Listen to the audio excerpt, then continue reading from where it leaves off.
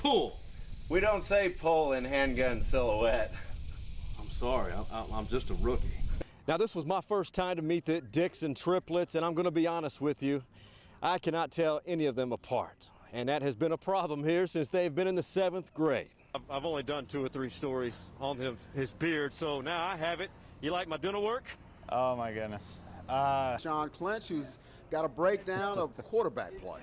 Yeah, guys, you know, I stand firm that you never blame a team loss on one person. But in this case, 2 quarterbacks did not enhance the Sooners' chances of winning this game. So the play of Landry Jones and backup quarterback Blake Bell, to me, was the turning point. Hey, Sooner Nation, there is a problem. It doesn't happen often, but for the 2nd straight season, OU has lost a game at home. And because of that loss to Kansas State, the Sooners dropped out of the top 10 in both polls.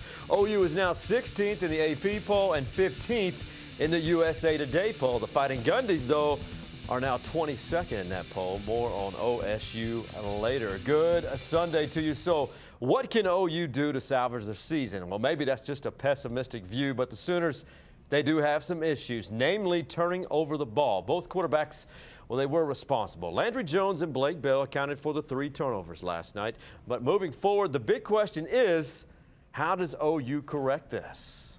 Little things. Meanwhile, OSU is coming off a bye week and will host a team they've owned the past 2 seasons. The Cowboys have done something not many teams have, that is beat Texas and Austin in back-to-back seasons. The 10th-ranked Longhorns are making the trip to Stillwater Saturday. Now, since OSU starting quarterback Wes Lunt is expected to be out against Texas, J.W. Walsh will make his first start versus the Horns. Now, your guess is as good as mine how the Cowboys will game plan with Walsh. What all we add and what we have to do moving forward with him there, that obviously they don't know what that. Hell, I don't know what we're going to do. For the 2nd straight week, the Channel of Champions, Fox 25, will air the biggest game in Oklahoma. Kickoff is set for 6:50 p.m. Saturday. And just like last night, we will have a 1-hour post-game show, this time from Stilly. Now, just for fun, yours truly ranks the Big 12 each Sunday. K-State and West Virginia share the top spot, followed by Texas. Now, I do believe the Sooners are still 4th, despite that big loss last night. However, I do have OSU tied for 5th with TCU. Now, you can voice your opinion on this on the Fox 25 Facebook page. Now, last week, the Dallas Cowboys were sleepless in Seattle after that disgusting loss to the Seahawks. Some called it soft in Seattle. Well, that's pretty much stating the Cowboys are soft. OSU Cowboy for life, Des Bryant, didn't like that, so he and the boys did something about it against Tampa Bay. Former Sooner DeMarco Murray found the end zone in the first quarter, tied it up at 7s. Now, right before halftime, Tony Romo found out what taking a direct hit from OU alum Gerald McCoy is like. That was one of his 2 sacks in the game. Big D put it away late in the game after Des Bryant returned this punt for a lot of real estate, Dan Bailey. Yeah, he nailed one of his 2 field goals. How about the boys? They won 16-10. Now, the Texas Rangers picked up win number 90 and maintained their 4-game lead in their division. They did so with pitching. Ryan Dempster, well, he gave up a pair of runs, but he did a lot of this. Dempster issued 8 capital Ks to the Mariners, minus Josh Hamilton. The Rangers bats, they woke up in the 4th inning.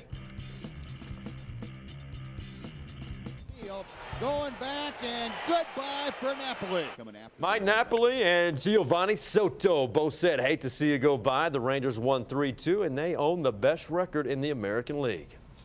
We're the Dixon triplets from Edmond North. Clynch's clips are up next.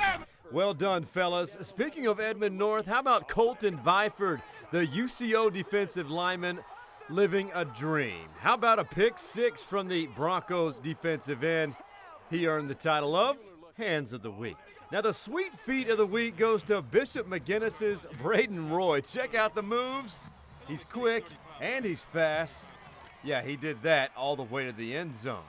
Now, the whoa of the week goes to the Tampa Bay Buccaneers defense for the 2nd straight week against the victory position. This time, the Dallas Cowboys kneeling it down. The Bucs defense was told by Coach Schiano to go ahead and rush as if it were a play to change the game. Whoa. And those are Clynch's clips for this week. Wow. I know it's an unwritten rule in football, but seriously, You know, Jim Traber, he spoke a lot about that on his show this week because they did that last week. Yes, the Tampa Bay Buccaneers did it again this week against the Cowboys. I'm curious what he has to say. Traber's takes are next, then the big show, a lot about OU's big loss. Who would have ever thought that 90 points would be scored tonight? The defenses looked like they were a bullfighter playing Olay to say, hey, go right into the end zone. It happened just like that, but the first quarter, would have never guessed it. Let's roll these highlights because the first shot I want to show you is, you know, we did not have these when I played high school ball. We just ran through a paper sign. These guys have these huge inflatable helmets, but you know, Southmore, they had trouble moving the ball in the first quarter, but Santa Fe did not. How about this? The running back, Cameron Westbrook. He has some sweet feet. You know what he's saying right there? I heard him. He says, "You're never going to catch me, ever." Here in Big 12 country, we take great pride in some unique mascots. From the big bovine down in Austin named Bevo, Boomer and Sooner to Pistol Pete. And now we have a big frog on growth hormones named Super Frog from TCU. Then there's this guy, the West Virginia Mountaineer Man. Earlier this week, I was so intrigued by the Mountaineer Man that I wanted to welcome him to Big 12 country and ask him a few questions one-on-one. I'm sure the West Virginia jokes come and go with the John Denver song. Do you know the lyrics to Take Me Home? I love Take Me Home Country Roads. We played after every victory at the Mountaineer Field. Can you sing a portion of the song? Take me home to the place I belong. West Virginia. More on that song shortly, but let's get more acquainted with our new Big 12 buddy.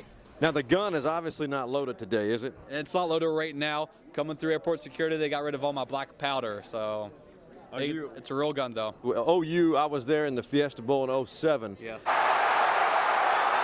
And that was a bad memory to the Sooner Nation. 28, Yes. great victory for Mountaineer. We won every BCS game we played in. Afterwards, I had a favor to ask of him, and that was to teach the cheerleaders from around the Big 12 that song. Take me home, country road. West Virginia, Blue Ridge Mountains, Our football team seems this in the locker room. The moccasins-wearing mascot agreed, and he was successful. Take me home to the place I belong, West Virginia, Mountain Mama, take me home, country road. Just play ball, all right? Relax, have fun, play the ball, make the plays, let's go.